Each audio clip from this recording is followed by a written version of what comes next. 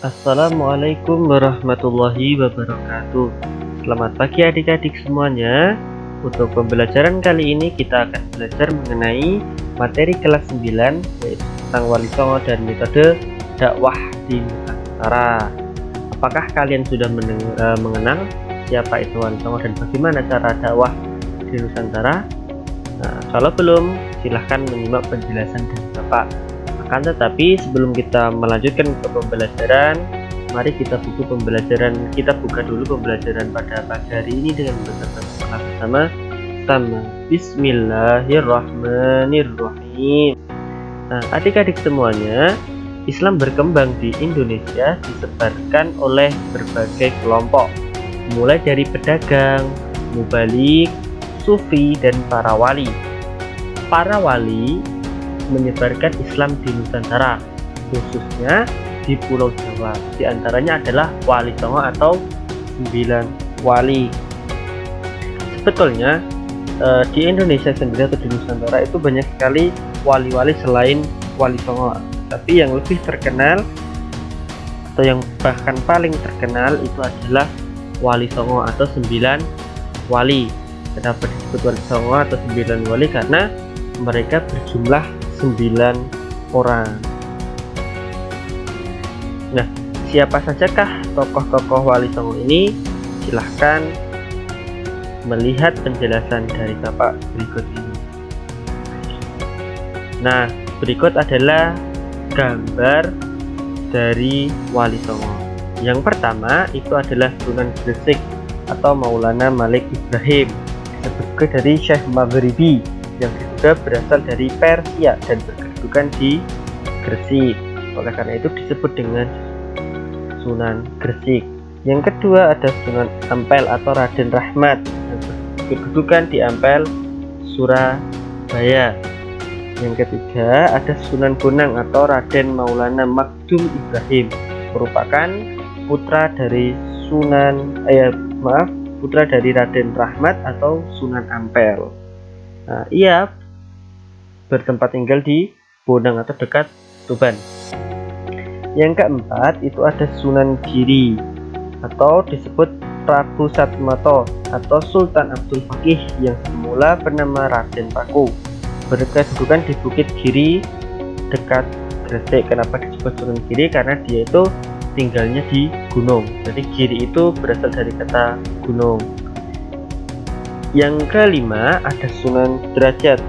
Nah, Sunan Derajat atau Syarifuddin itu merupakan putra dari Sunan Ampel dan berkedudukan di Derajat dekat Dayu, Surabaya. Yang keenam ada Sunan Gunung Jati atau Syarif Hidayatullah atau Syekh Nurullah, merupakan berasal dari Pasai, sebelah utara Aceh, yang berkedudukan di Gunung Jati, Cirebon. Oleh karena itu mendapat julukan Sunan Gunung Jati. Yang berikutnya, yang ketujuh ada Sunan Kudus. Sunan Kudus atau Ja'far Shadiq merupakan putra dari Raden Utsman Haji yang bergelar Sunan Ngandung di Jipang Panulan, yang berkedudukan di Kudus. Yang kedelapan ada Sunan Kalijaga. Nah, nama asli dari Sunan Kalijaga adalah Raden Masyahid. Beliau adalah putra Temenggung Wilatikta atau Bupati Tuban yang berkedudukan di Kadilangu dekat Demak. Kenapa mendapatkan julukan Sunan Kalijaga? Karena ketika beliau itu masih sebelum mendapatkan gelar Sunan Kalijaga, beliau itu adalah seorang perampok, tapi merampoknya itu digunakan sebagai hasil dari rampokannya itu digunakan untuk bersedekah. Nah, kalau bisa dibilang Sunan Kalijaga itu adalah Robin Hood-nya orang Jawa. Nah, pada saat itu Sunan Kalijaga itu mendapatkan wahyu yang menyebabkan dirinya bertaubat. Karena apa? Ketika mendapatkan itu, Sunan Kalijaga itu bertemu dengan salah satu Wali Songo yaitu Sunan Bonang. Jadi Sunan Kalijaga merupakan murid dari Sunan Bonang. Nah, pada masa pertobatannya ini Sunan Kalijaga disuruh untuk menjaga kali. Oleh karena itu beliau mendapatkan gelar Kalijaga. Yang terakhir adalah Sunan Muria atau Raden Umar Said, merupakan putra dari Sunan Kalijaga yang berkedudukan di Gunung Muria, Kudus. Nah, itu tadi sedikit biografi mengenai Wali Songo atau 9 wali. Nah, mereka itulah yang menyebarkan agama Islam di Nusantara atau di Indonesia, terkhususnya di Pulau Jawa. Nah, adik-adik semuanya, itu tadi kita telah mempelajari mengenai Wali Songo. Berikutnya kita akan belajar mengenai metode-metode yang digunakan dalam dakwah Islam di Nusantara. Nah, jadi para dai, mubalik atau wali atau sufi itu memiliki berbagai macam cara dakwah di Indonesia. Yang pertama itu merupakan cara dakwah mengenai dalam hal perdagangan. Jadi proses penyebaran agama Islam melalui jalur perdagangan itu dilakukan oleh para pedagang Muslim pada abad ke-7 sampai abad ke-16 Masehi. Para pedagang tersebut berasal dari Arab, Persia, dan India. Jalur perdagangan saat itu menghubungkan Asia Barat, Asia Timur, dan Asia Tenggara.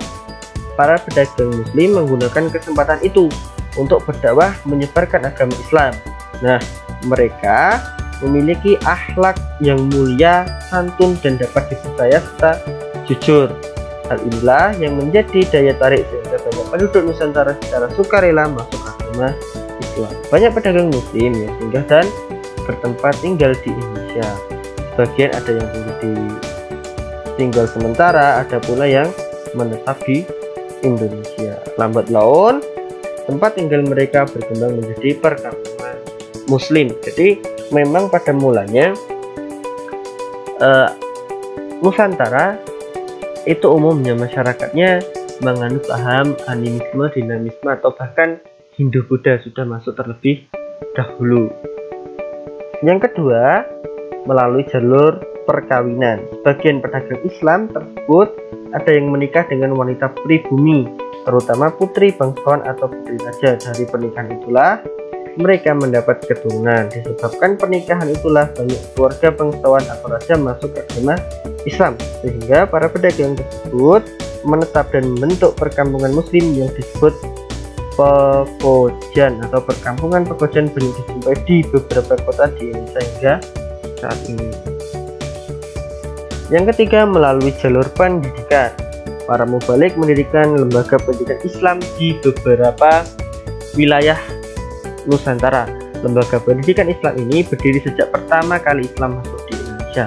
Nama lembaga-lembaga pendidikan Islam itu berbeda di tiap daerah. Di Aceh misalnya, lembaga-lembaga pendidikan Islam di sana dikenal dengan nama Meunasah, Dayah, dan Rangkang. Di Sumatera Barat dikenal adanya Surau. Di Kalimantan dikenal dengan nama Langgar. Sementara di Jawa dikenal dengan Pondok Pesantren. Di sanalah berlangsung pembinaan, pendidikan, dan kaderisasi bagi calon kiai dan ulama. Mereka tinggal di pondok atau asrama dalam jangka waktu tertentu menurut tingkatan kelasnya. Setelah menamatkan pendidikan pesantren, mereka kembali ke kampung masing-masing untuk menyebarkan Islam. Melalui cara inilah Islam terus berkembang dan menyebar ke daerah-daerah yang terpencil. Bahkan hingga saat ini metode pendidikan ini masih digunakan sampai sekarang. Ya, termasuk perdagangan, perkawinan juga seperti itu. Ada juga melalui hubungan sosial. Jadi para mubalik yang menyebarkan Islam di Nusantara pandai dalam menjalin hubungan sosial dengan masyarakat. Mereka yang telah tinggal atau menetap di Nusantara aktif membaur dengan masyarakat melalui kegiatan-kegiatan sosial. Nah, sikap mereka yang santun, memiliki kebersihan jasmani dan rohani, memiliki kepandaian yang tinggi, serta dermawan, rahim, bekerjasama, gotong royong mereka lakukan bersama penduduk Nusantara dengan tujuan menarik simpati agar masuk Islam.